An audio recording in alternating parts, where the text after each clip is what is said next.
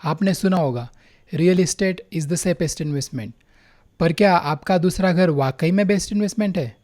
आज मैं बताऊंगा क्यों ज़्यादातर मामलों में दूसरा घर इन्वेस्टमेंट नहीं बल्कि लायबिलिटी बन जाता है। नमस्ते दोस्तों, मेरा नाम है योगेश और स्वागत है आपका मेरे चैनल पर, जहाँ पे मैं पर्सनल फाइनेंस पे practical tips and tricks share करता हूँ।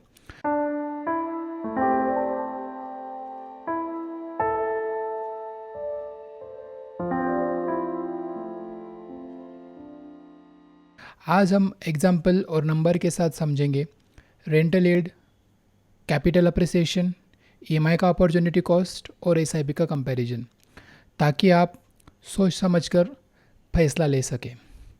यह वीडियो स्पेसिफिकली उन लोगों के लिए है जिन्होंने खुद का पहला घर ले लिया है और दूसरा घर लेने की सोच रहे हैं। और मैं हमेशा बोलता हूँ कि first home is an emotion, but yes, emotionally decision नहीं लेना चाहिए। मैंने बाइंग वर्सेस रेंटिंग पे ऑलरेडी एक वीडियो बनाया है, मैं डिस्क्रिप्शन में लिंक डाल दूँगा। आपको पहला होम कब लेना चाहिए, आप कब रेडी हो, उसकी सारी डिटेल आपको उस वीडियो में मिल जाएगी। तो चलिए देख लेते हैं कि आपका दूसरा घर क्यों बेस्ट इन्वेस्टमेंट नहीं है अकॉर्डिंग टू माय रिसर्च। तो फर्स्ट चीज़ मैं बोलूँगा कि लो रेंटल यील्ड। भारत के कई शहरों में ग्रॉस रेंटल यील्ड 2 से 3% के आसपास रहती है। मतलब अगर आपकी प्रॉपर्टी 60 लाख की है एग्जाम्पल के तौर पर, और ईयरली रेंट अराउंड 180,000 आता है, मतलब 15K मंथ, तो हमने अज्यूम किया 1,80,000, ओके। और ये रेंटल यील्ड आपको कैसे कैलकुलेट करनी है?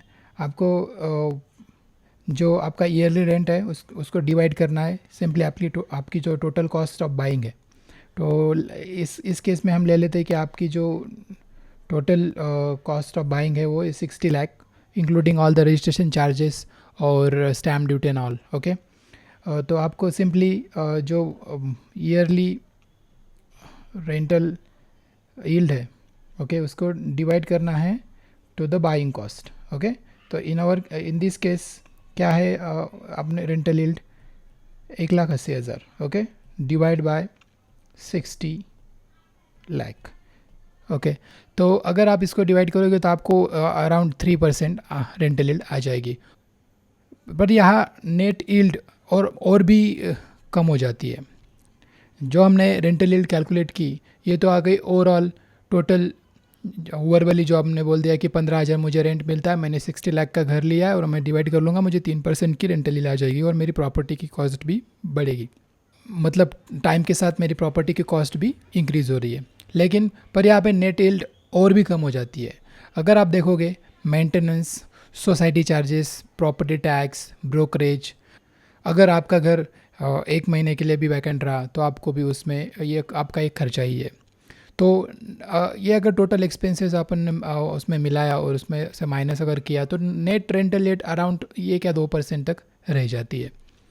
तो मैं आपको अभी रेंटल यील्ड कैलकुलेट कैसे करते हैं वो दिखा देता हूँ रेल क्विक, ताकि आपको आसानी हो। तो मैंने यहाँ पे एक कैलकुलेटर ओपन किया है रेंटल यील्ड का, ओके।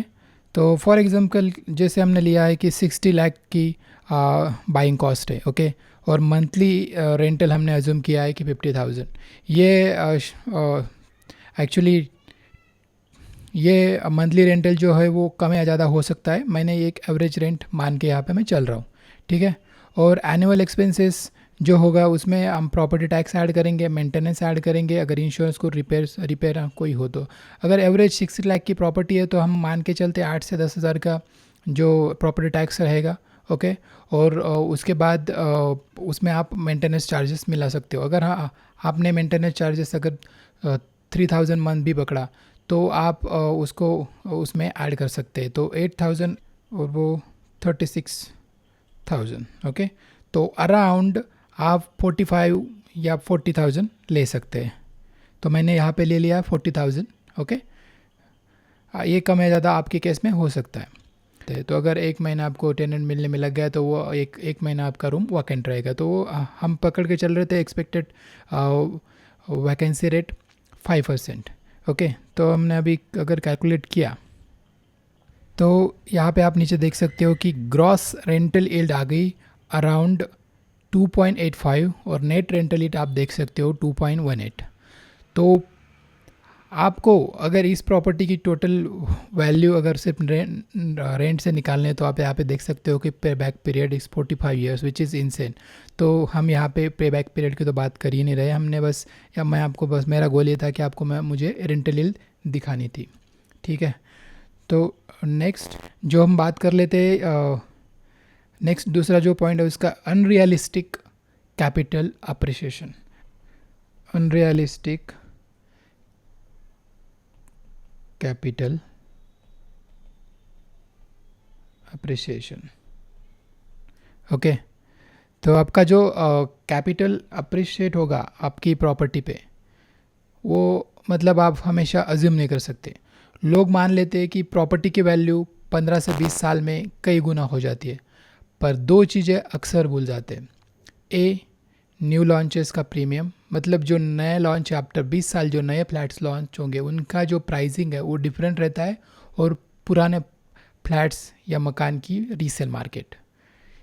ठीक है, फॉर एग्जांपल आपने आज ये जो फ्लैट है वो 60 लैक्स में ख़रीदा।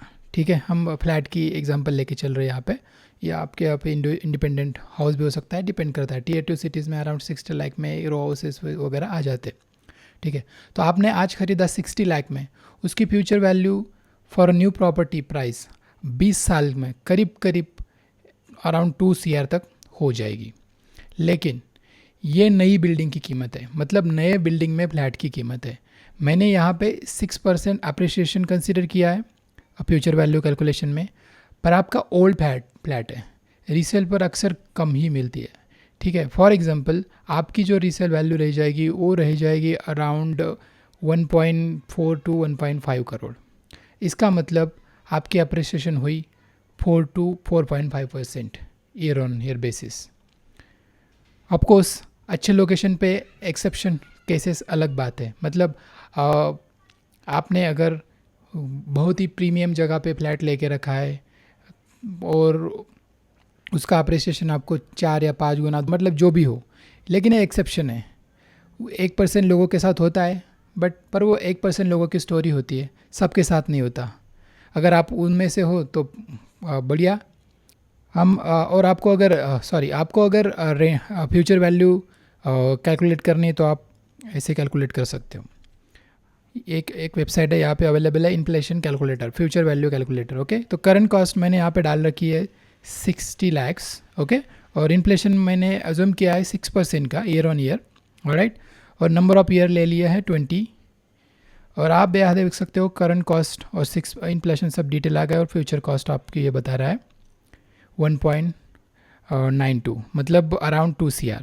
आप यहाँ पे इन्फ्लेशन अगर एडजस्ट करोगे, लेट्स से 7% का इन्फ्लेशन हुआ, तो आप फिर से कैलकुलेट कर सकते हो, तो अराउंड 2.3 तक इन्फ्लेशन को एडजस्टेड कॉस्ट अपनी आ जाती है। तो आप यहाँ से आपकी फ्यूचर वैल्यू कॉस्ट कैलकुलेट कर सकते हो। ओके, चलो बात करते हैं नेक्स्ट पॉइंट की, तो वो है high upfront cost and EMI burden. Okay, अगर हम उसी 60 लाख प्रॉपर्टी की बात करें तो डाउन पेमेंट के लिए आमतौर पर 15 से 20 लाख चाहिए, मतलब प्रॉपर्टी का अराउंड 20%, और बाकी 40 लाख लोन। यह लिक्विडिटी को लॉक कर देता है। एग्जाम्पल मैं आपको EMI कैलकुलेटर शो करता हूँ। फॉर एग्ज़ाम्पल मैं नई प्रॉपर्टी बाय कर रहा हूँ, फॉर एग्ज़ाम्पल 60 लाख की। ओके, और इंटरेस्ट पकड़ लेते हैं 8%, इससे ज़्यादा ही है लेकिन 8% इज़ फाइन। ओके, तो लोन अमाउंट अपनी 40 लाख्स होगी। ठीक है, क्योंकि हम 20% अराउंड 20 लाख कंसिडर कर रहे हैं कि 20 लाख हमने इसकी डाउन पेमेंट कर दी। 20% कम होता है, लेकिन मैं अज्यूम कर रहा हूँ कि आपके पास 20 लाख्स डाउन पेमेंट के लिए है। ठीक है, इंटरेस्ट रेट पकड़ लिया 8%, 20 लोन टेन्योर है 20 ईयर्स। आप देखोगे लोन EMI आ रहा है 33,458 रुपीज़।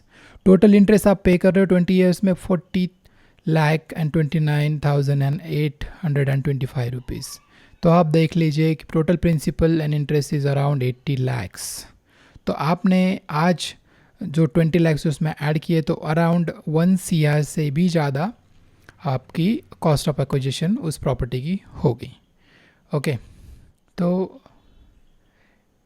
एग्जांपल में आपने देख लिया कि अराउंड हमने 40 lakhs इंटरेस्ट पे पेमेंट किया। ओके, और हाई अपफ्रंट कॉस्ट मतलब 20 lakhs डाउन पेमेंट दिया,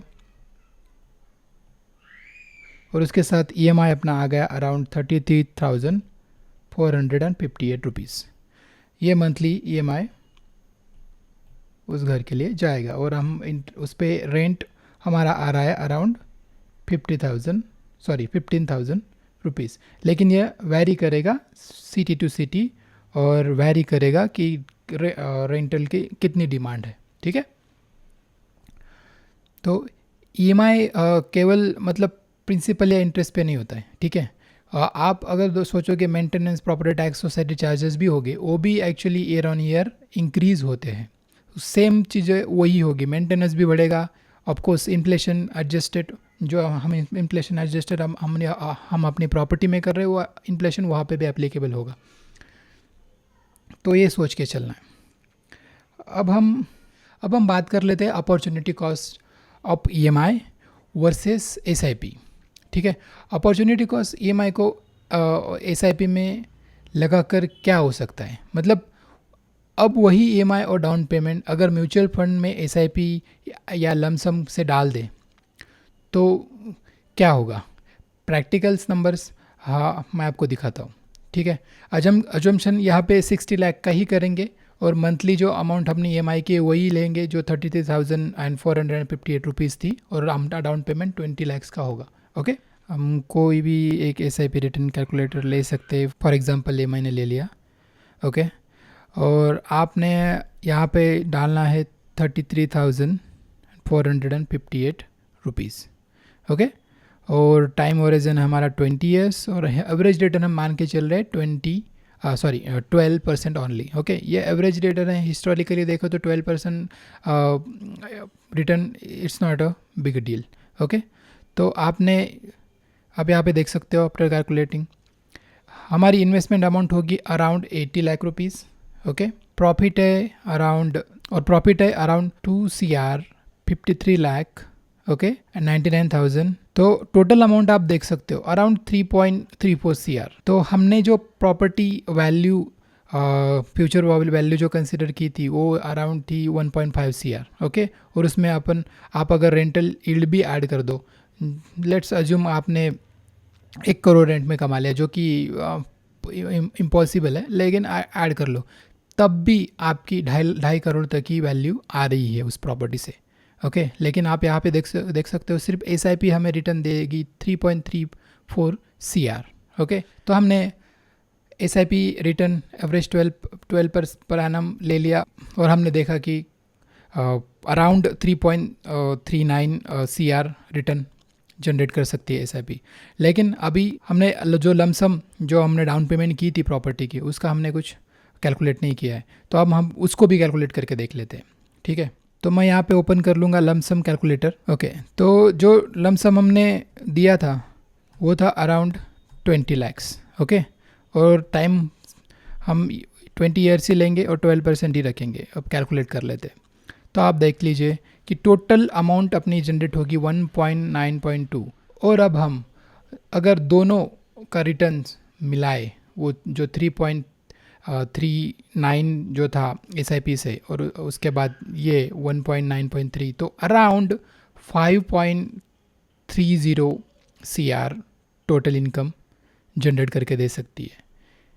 यह है हमारी opportunity cost versus buying a second home. मतलब वही पैसे से आप 5.30 करोड़ बना सकते थे, जबकि उसी 20 साल में प्रॉपर्टी ओल्ड होगी। ओके, और रियलिस्टिकली डेढ़ से मतलब 1.5 करोड़ तक उसकी प्राइस रहेगी। ऑफकोर्स आप बोलोगे कि रेंट तो था, लेकिन मैंने वही आपको अर्लियर भी बोला, आप ज़्यादा से ज़्यादा 1 CR रेंट कमा लोगे उससे 20 साल में।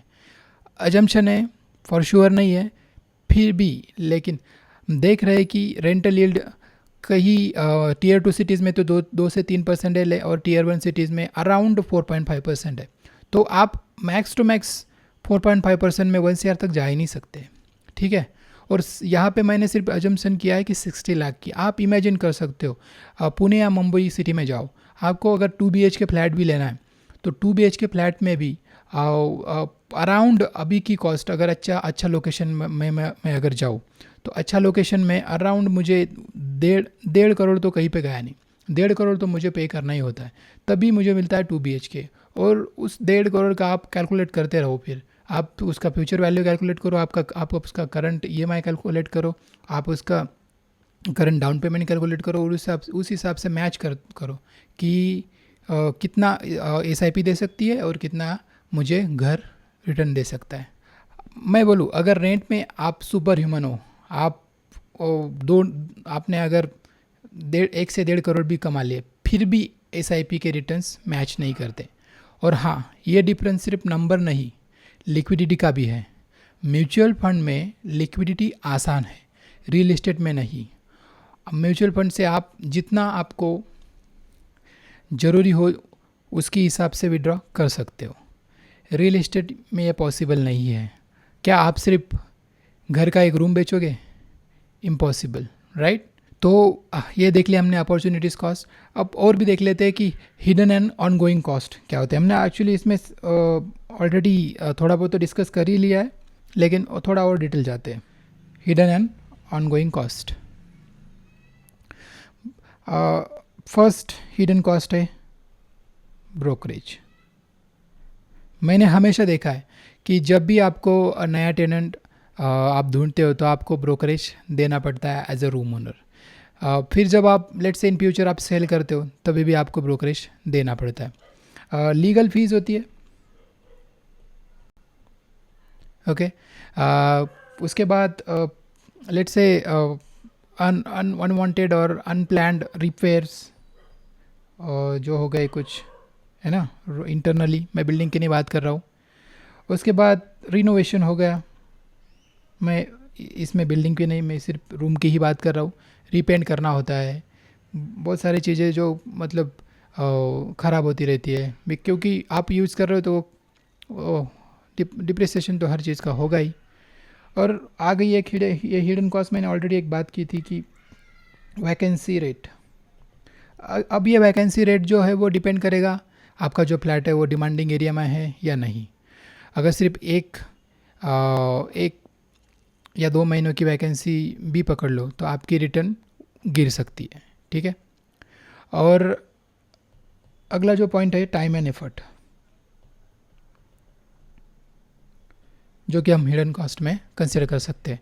ये जो टाइम एंड एफर्ट्स है, मतलब रिनोवेशन में आपका टाइम एंड एफर्ट गया, आपने टेनेंट को मैनेज करना उसमें टाइम गया, कंप्लेंट्स हो गई, कुछ रियल कॉस्ट ऑफ हसल है, इसकी कॉस्ट हम कहीं पे ऐड भी नहीं कर सकते, लेकिन यू शुड कंसीडर, ओके।